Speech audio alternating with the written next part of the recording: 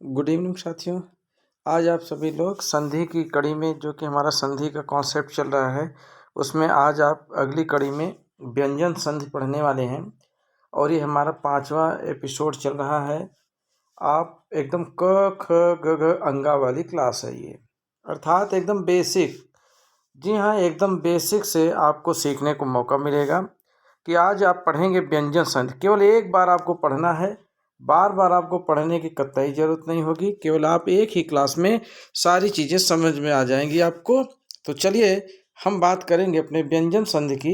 ये सभी के लिए देखिए इम्पॉर्टेंट है। Stenographer, junior assistant, CTET, TET, 9, 10, 11, 12, army school, Navodaya. तो ये हमारे जितने भी साथी इस चीज़ों की तैयारी कर रहे हैं तो वो उनके लिए यह व्यंजन संधि बहुत ही महत्वपूर्ण है। और ऐसे साथी जो हमारे पहले के क्लासेज को नहीं अटेंड किए हैं तो वो शुरू से हमारे क्लास को अटेंड कर लें और उनको देख लें, नोट्स बना लें। तो चलिए बात करेंगे हम अपने व्यंजन संधि की। किसकी बात करेंगे? व्यंजन संधि। जी हाँ, अभी स्वर संधि समाप्त हो चुकी है। स्वर संधि हमने खत्म कर लिया है और आज से शुरू हो रहा है हमारा न्यू कॉन्सेप्ट। स्वर संधि हमारा डन हो गया, व्यंजन संधि। जी हाँ, तो स्वर संधि कंप्लीट होने के साथ ही हम आज बात करेंगे व्यंजन संधि की। तो पहले तो बात करते हैं परिभाषा की। देखिए, व्यंजन के बाद, अब व्यंजन का मतलब आप ऐसे समझ लीजिए, क से लेकर, क्या साथी, क से लेकर ज्ञ तक। ठीक है, क से ज्ञ तक हमारे जो भी वर्ड हैं सब व्यंजन हैं। अगर कोई भी व्यंजन आ जाए इन सभी क से ज्ञ तक में किसी स्वर या व्यंजन के आने से, अर्थात इनके बाद चाहे कोई स्वर आ जाए या व्यंजन आ जाए, ऐसे समझिए कि अगर आपका क से इज्ञ के बाद, ध्यान से सुनिए, क से इज्ञ के बाद क्योंकि व्यंजन है, इनके बाद कोई स्वर आ जाए या फिर कोई व्यंजन आ जाए, अर्थात व्यंजन का मतलब पुनः क से ज्ञ पुनः कोई आ जाए तो क्या होता है वहाँ पे? तो वहाँ पे व्यंजन संधि होती है। क्या होती है साथियों? व्यंजन संधि होती है। अर्थात उस व्यंजन में जो परिवर्तन होता है, जब हमारा मेल होता है, संधि होती है, तो उसमें जो परिवर्तन होता है उसे हम बोलते हैं व्यंजन संधि। ठीक है साथियों, तो चलिए अब हम बात करेंगे नियम नंबर 1 की। हमारा नियम क्या कर रहा है कि वर्ग के पहले वर्ण का तीसरे वर्ण में परिवर्तन। पहले तो समझिए वर्ग क्या है। वर्ग का मतलब जैसे आपने पढ़ा क वर्ग, ठीक है, ख वर्ग, सॉरी, क वर्ग में देखिए क, ख, ग, घ और अंगा। एकदम आराम से समझिए, बिल्कुल जल्दबाजी नहीं है, कोई आपाधापी नहीं है, आराम से समझिए। देखिए कर रहा है कि नियम देखिए क्या कर रहा है कि वर्ग के पहले वर्ण का, पहला वर्ण देखिए इसमें क्या है, पहला वर्ण आपका क है। क्या है? क है। तो पहले वर्ण का तीसरे वर्ण में परिवर्तन होना, अर्थात अब तीसरा वर्ण क्या है? देखिए 1, 2 और ये 3, तीसरा वर्ण हमारा ग है, अर्थात क जो है हमारा वो ग बन जाएगा। क्या बन जाएगा साथियों? क जो है वो हमारा आगे चल के ग बनेगा। क्या बनेगा? ग बनेगा। इसी प्रकार अगर हमारा च वर्ग है, ये च, तो ये आगे चल के च का तीसरा वर्ण क्या होता है? च, छ, ज। क्या होता है? ज। तो च वाला जो है ज बन जाएगा। और इसी प्रकार जो हमारा ट वर्ग है, तो तीसरा वर्ण क्या होगा? ट, ठ, ड। ये हमारा ड बन जाएगा, अर्थात ट आएगा लेकिन आप उसको जब मेल करा दोगे, संधि करा दोगे, तो वो ड बन जाएगा। क्या बन जाएगा? ड बन जाएगा। इसी प्रकार त का देख लीजिए, त है, त का तीसरा वर्ण क्या होगा? त, थ, द। तीसरा क्या होगा? द। तो यहाँ पे द बन जाएगा। और इसी प्रकार प है, तो प का जो तीसरा वर्ण होगा प, फ, ब, तो यहाँ पे ब बन जाएगा। इस प्रकार से हमारी संधि हो जाएगी। और कौन सी संधि बनेगी? व्यंजन संधि बनेगी। तो चलिए आगे हम बात करते हैं। हमारे कुछ ऐसे एग्जाम्पल्स हैं जो कि आपको एकदम कॉन्सेप्ट क्लियर कर देंगे। अभी जरा सा ये देख लीजिए, ये क्या कर रहा है। देखिए क है, च है, ट है, त है, प है। अब यहाँ पे एक चीज ध्यान देना है कि हमारा जो, देखिए, एक होता है प्रथम पद, देखिए एक होता है प्रथम पद, प्लस आप जब द्वितीय पद, एक द्वितीय पद हो जाएगा, एक कौन सा पद हो जाएगा, द्वितीय हो जाएगा। फिर इसके बाद इन दोनों को जब आप मिलाते हो तो संधि बन जाती है। क्या बन जाती है? संधि बन जाती है ना। तो एक चीज ध्यान दीजिएगा, जो हमारा प्रथम पद है, क्या है साथियों? प्रथम पद है। तो ये प्रथम पद हमारे जो क वर्ग, च वर्ग, ट वर्ग, त वर्ग और प वर्ग, यानी ये सब हो गए, और इनमें हलंत जरूर लगा रहेगा। ध्यान दीजिएगा, क्यों? क्योंकि अगर हलंत नहीं लगेगा तो यहाँ अ आ जाएगा, और अ क्या होता है? अस्वर हो जाता है। क्या हो जाता है? स्वर हो जाता है। और जबकि नियम क्या कर रहा है? नियम ये कर रहा है कि व्यंजन होना चाहिए। तो जब हम क में हलंत लगा देंगे तो स्वर गायब हो जाएगा। तो जब स्वर गायब हो जाएगा तो ये क्या बचेगा? आधा क। तो आधा क क्या है? ये व्यंजन है। आधा क क्या है? व्यंजन है। तो अब इसके बाद जैसे कि आधा क हो गया, देखिए हलंत जैसे ही लगता है, अभी आप चाहे क को देखिए, क को चाहे आप ऐसे लगाइए बराबर, और चाहे आप आधा क लिखिए, ये दोनों बराबर हैं, दोनों व्यंजन हैं। अगर हम च की बात करें तो च आप चाहे हलंत लगा दीजिए तो भी आधा च माना जाएगा, और चाहे फिर आप ऐसे च लिख दीजिए तो ये भी आधा च हो गया। इसी प्रकार आप ट को लिख सकते हैं। ये देखिए ट में हलंत लगा है तो आधा ट है। अब इसमें स्वर गायब है, इसमें इन पांचों वर्णों में स्वर गायब है। अब ये पांचों वर्ण किस में तब्दील होंगे? हर पांचवा वर्ण तीसरे वर्ण में तब्दील हो जाएगा। जैसे क है तो ये ग में तब्दील हो जाएगा, च है तो ये ज में तब्दील हो जाएगा, और ट है तो ये ड में तब्दील होगा, और ये त है तो ये द में तब्दील हो जाएगा, और ये प है तो ये ब में तब्दील होगा। क्यों? क्योंकि हर वर्ण का तीसरा अक्षर, याद रखिएगा, हर वर्ण का तीसरे अक्षर में परिवर्तन हो जाता है। इसी प्रकार ये देखिए ग में तब्दील हो गया, ज में, और ड में, द में और ब में। इस प्रकार से ये तब्दील हो जाएंगे। ठीक है। कब? जब इनके बाद या तो कोई स्वर आ जाए, याद रखिएगा, या तो कोई स्वर आ जाए, या तो कोई फिर व्यंजन आ जाए। क्या आ जाए? व्यंजन। तभी हमारा जो है व्यंजन संधि होता है। ठीक है। चलिए, अगर नहीं समझ आए तो फिर हम समझा देंगे, ऐसी कोई बात नहीं है। चलिए अब हम बात करते हैं आगे कुछ एग्जाम्पल्स की। ये देखिए, जैसे कि साथियों एक चीज़ याद रखिएगा, जो भी हम एग्जाम्पल इसमें लाते हैं आपके क्लास में, वो मोस्ट से मोस्ट इम्पॉर्टेंट होते हैं। याद रखिएगा, मोस्ट से मोस्ट इम्पॉर्टेंट होते हैं। ठीक है। ये एक भी एग्जाम्पल आपका इधर उधर नहीं रहेगा। तो बात करते हैं दिग्दर्शन। हो गया दिग्दर्शन। अब यहाँ पे ध्यान देने वाली बात क्या है? पहला वर्ण क है, क है, क है, क है। ठीक है। अब आप देख रहे होंगे क में हलंत लगा है, तो अर्थात ये आधा क बन गया। क्या बन गया? आधा क बन गया। अब हमने आपको क्या बताया कि क हमारा प्रथम वर्ण है, तो ये अब बनेगा किसमें? ग में तब्दील हो जाएगा। किसमें तब्दील हो जाएगा? ग में। तो आप देख रहे होंगे यहाँ पे देखिए दिग्दर्शन। क्या ये देखिए यहाँ पे आधा ग आया है कि नहीं आया है? दिग्दर्शन। तो क को किस में बदल दिया गया? द में। अर्थात यहाँ पे जो क है, इस क को काटा गया। क्या किया गया? क को काटा गया, और इसकी जगह पे ग लिख दिया गया। क्या लिख दिया गया? ग लिख दिया गया। क्यों? क्योंकि क का तीसरा वर्ण क्या होता है? ग होता है। उसी प्रकार क में देखिए, ये क और क, अर्थात ये जो चारों एग्जाम्पल हैं सब में देखिए यहाँ पे भी ग, ये दिगंबर में ग, वाग्दत्ता में ग, और ऋग्वेद में ग। इस प्रकार से आपने देखा क को ग में बदल दिया गया। और सब में देखिए ये क कटेगा, ये क कटेगा, ये क कटेगा, ये क कटेगा, और इसके स्थान पे ग, ग, ग और ग। ये देखिए दिग्दर्शन, दिगंबर, वाग्दत्ता, ऋग्वेद। इस प्रकार से हमारा हो गया दिग्दर्शन, दिगंबर, वाग्दत्ता और ऋग्वेद। ये हमारे क वर्ग का जो है वर्ण का ग में तब्दील होना है। ये इस प्रकार का एग्जाम्पल है। आगे दो एग्जाम्पल और देख लीजिए। जैसे अब यहाँ पे ट की बात हो रही है। देखिए ट, तो हमने आपको क्या बताया, अगर हमारा ट आता है तो इसका तीसरा वर्ण क्या होगा? आप बताइए। तो तीसरा वर्ण आपका ड होता है ना, ड। क्या होता है? ड। तो यानी ट की जगह पे क्या हो जाएगा? ड हो जाएगा। देखिए, तो सट, अब यहाँ देखिए ट आया है, सट दर्शन, तो ट को कट कर देंगे, तो अब देखो ये वाला स ये आ गया, तो स हो गया। अब ट की जगह यानी इसकी जगह क्या हो जाएगा, ये ड हो गया, तीसरा वर्ड हो गया। ड क्या है, तीसरा वर्ड हो गया, श ड।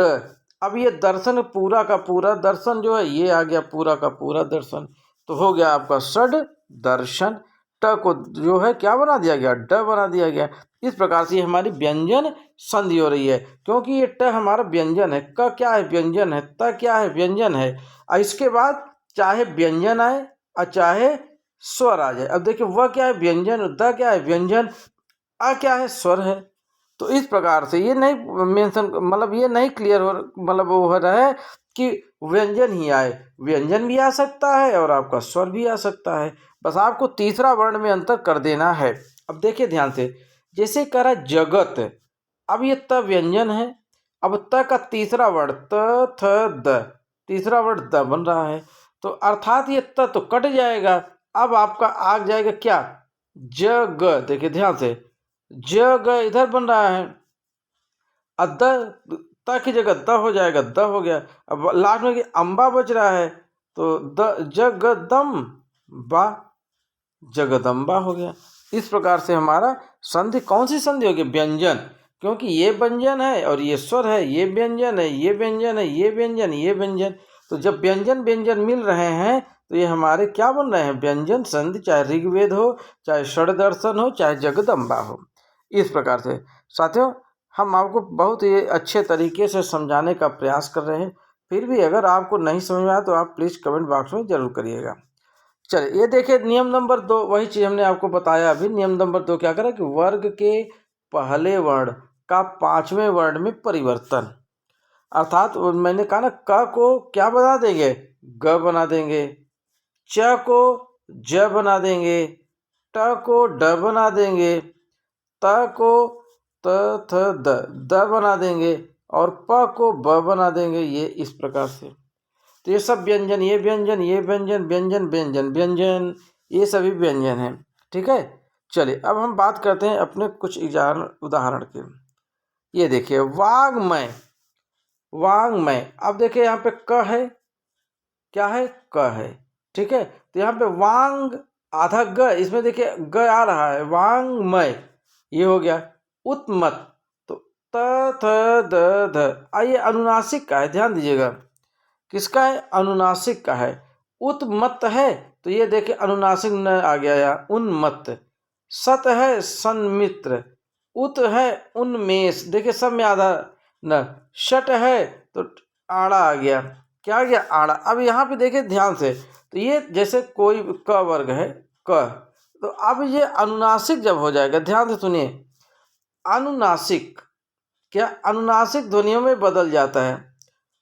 अब देखिए यहाँ पे थोड़ा सा समझने वाली बात है कि क वर्ग, च वर्ग, ट वर्ग, त वर्ग, प वर्ग, ये जब अनुनासिक से होते हैं, अनुनासिक वर्ण से होने पर, अर्थात जब अनुनासिक वर्ण आएंगे तो ये क्या हो जाएंगे, ये पांचवें वर्ण बदल रहे हैं, कौन से, पांचवें में जा रहे हैं। कैसे, देखिए ध्यान से समझिए, जैसे वाक्मय है, क्या है, वाक्मय, तो क वर्ण का पांचवा वर्ण क्या हो रहा है, अंगा, ये हो गया वांग्मय।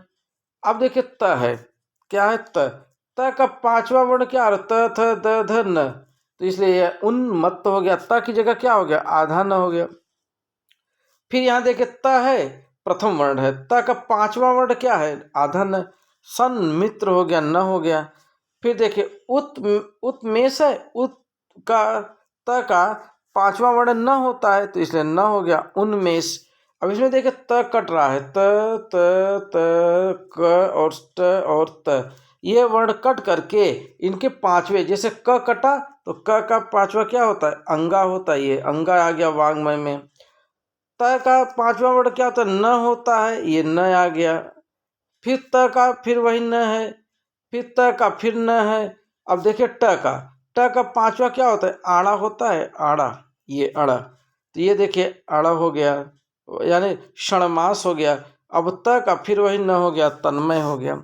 इसी प्रकार से साथियों यहाँ पे भी देखिए त है, न हो गया, तन नाम हो गया, त है फिर न लगा जगन्नाथ हो गया, सत है सन्मति हो गया, दिक है अब देखो अंगा हो गया, चित है आधा न हो गया, फिर उत त है फिर आधा न हो गया। इस प्रकार से ये हमारा अनुनासिक की वजह से पांचवा वर्ड, ध्यान दीजिए पांचवा वर्ड बन रहा है। तो चलिए अब हम अपने अगले नियम की ओर बढ़ते हैं। नियम नंबर हमारा देखे 3 क्या कह रहा है।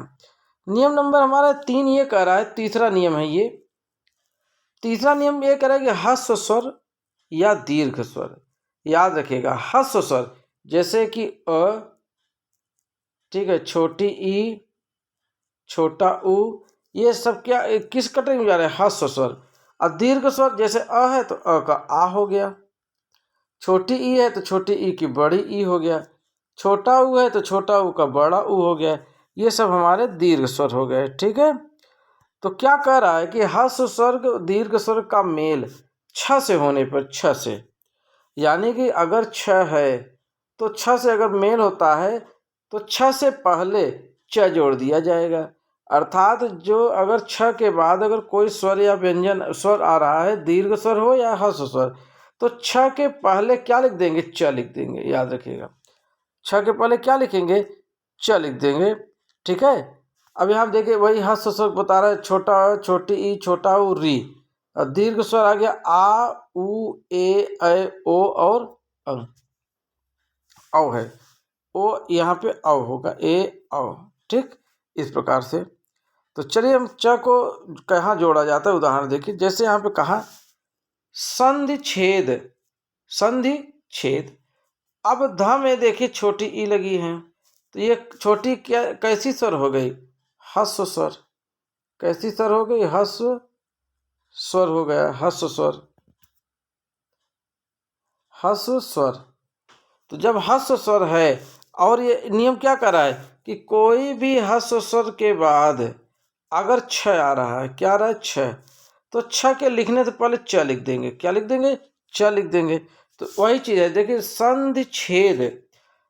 अब यहाँ पे ह्रस्व के बाद छ आ रहा है, तो हम क्या करेंगे, संधि हमारा जो प्रथम पद है इसको पूरा का पूरा लिख देंगे, और ये जो छेद है, छेद के पहले च लिख देंगे, बस बाकी सब उतर जाएगा, हो जाएगा संधि छेद। क्या हो जाएगा, संधि छेद। अब जैसे अनुच्छेद है, अनु पूरा है तो हम अनु को पूरा का पूरा लिख देंगे। अब ये छेद है लेकिन इन छेद के पहले च लिख देंगे, क्या लिख देंगे, च, तो ये हो जाएगा हमारा अनुच्छेद। चलिए साथियों आगे बढ़ते हैं। अब वृक्ष और छाया की बात करते हैं। तो वृक्ष है ये देखिए, और यहाँ पे छ आ गया, तो वृक्ष छाया हो जाएगा, अर्थात आधा च यहाँ पे जुड़ गया छ के पहले। इसी तरह देख लीजिए आप परिच्छेद को भी देख लीजिए, क्या करेंगे, देखो भाई प री, ये पूरा का पूरा लिख देंगे। अब यहाँ पे छ है लेकिन हमने क्या बताया, छ के पहले च कर देंगे, तो हो जाएगा परिच्छेद। इस प्रकार से हमारा व्यंजन संधि हो रहा है। उसी प्रकार देखिए वि प्लस छेद, विच्छेद, आधा च आ गया। स्वधन छंद, स्वच्छंद, आधा च आ गया। लक्ष्मी प्लस छाया, लक्ष्मी छाया, आधन छादन, आच्छादन हो गया। इस प्रकार से हमारे व्यंजन संधि बन रहे हैं छ के पहले च लगा देने से, ठीक है। चलिए हम बात करते हैं अपने अगले एग्जाम्पल्स की। वही चीज़ है जो मैं अभी बताया हूँ, ह्रस्व दीर्घ स्वर, ठीक है, ये डबल हो गया है। ये देखिए संधि छेद, च के बाद छ के पहले च लग जाने से, तो चलिए ये भी वही डबल हो गया। खैर कोई बात नहीं है, हमने आपको पढ़ाई दिया है। तो नियम नंबर 4, नियम नंबर 4 क्या कह रहा है, ये कह रहा है कि त संबंधी नियम, अर्थात जब त आ जाए, क्या आ जाए, त आ जाए, तो त और व्यंजन के बाद, कैसे, व्यंजन के बाद आ जाए। जैसे छ हो तो च, ज और झ हो तो ज, ट और ठ हो तो आधा ट, ड ढ हो तो आधा ड, और ल हो तो आधा ल।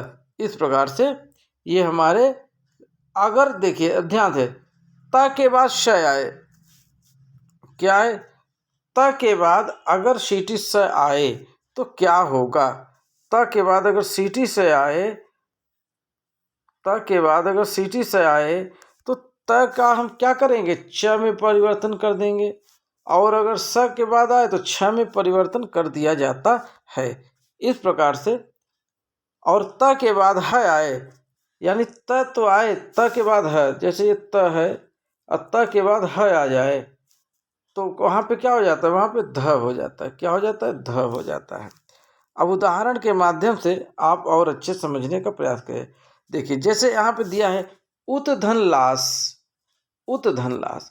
अब त के बाद देखिए ल आ रहा है तो यहाँ पे आधा ल और बढ़ गया, अर्थात उत प्लस लाश है उल्लास। तो अब क्या हो जाएगा यहाँ पे उल्लास, ये हो जाएगा उल्लास हो जाएगा।